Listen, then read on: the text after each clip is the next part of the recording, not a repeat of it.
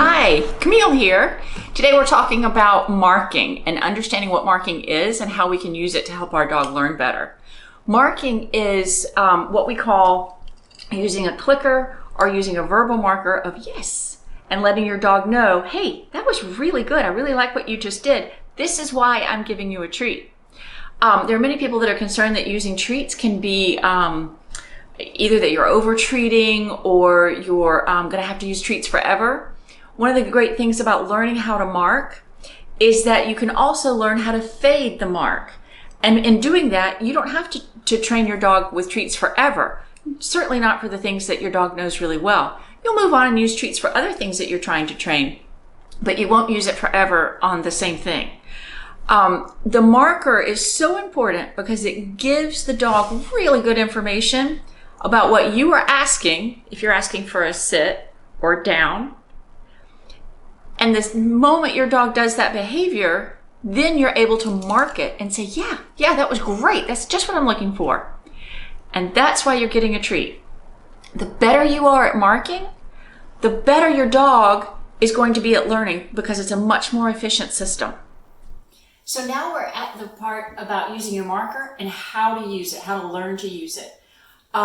So you can mark with your verbal yes. So when you ask for a sit and your dog puts their bottom on the ground, you can say yes and give them a treat. If you choose to use a clicker, for example, one of the fun games that you can play is to take just any tennis ball and bounce it on the counter, and you're going to mark exactly when the ball touches the counter. Very similar to like you would mark your dog the very second their bottom touches the floor. That's what you're going to mark. I say right before they hit the floor to tell them, yep, that's what I needed you to do, and that's why I'm giving you a treat.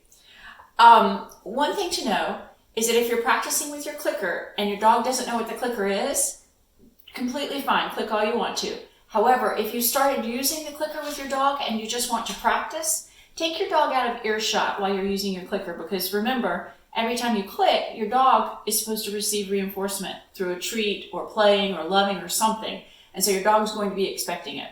Okay? So here's how to practice. I'm going to drop the tennis ball. When it touches the counter, I'm going to mark it.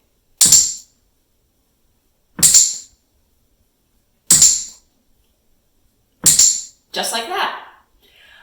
It's a nice way to practice because you learn to focus on what's happening instead of the clicker. And so many people get so worried about holding the clicker and you get nervous trying to juggle everything, that this is a nice way to practice because you can just focus on what's happening. And that's what I want you to do when you're training your dog. Focus on what your dog is doing.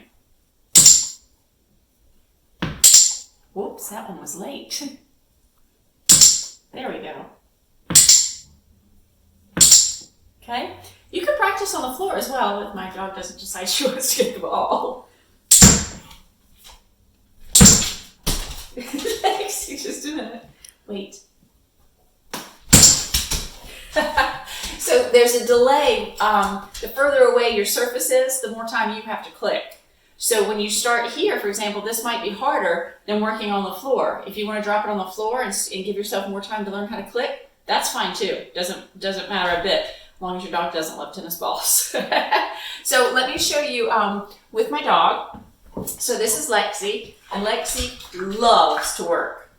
And she gets very excited when I bring out a clicker. Lexi, sit. Good girl. That's a very good girl. Nice job. Watch me. Down. Good girl. Easy, baby.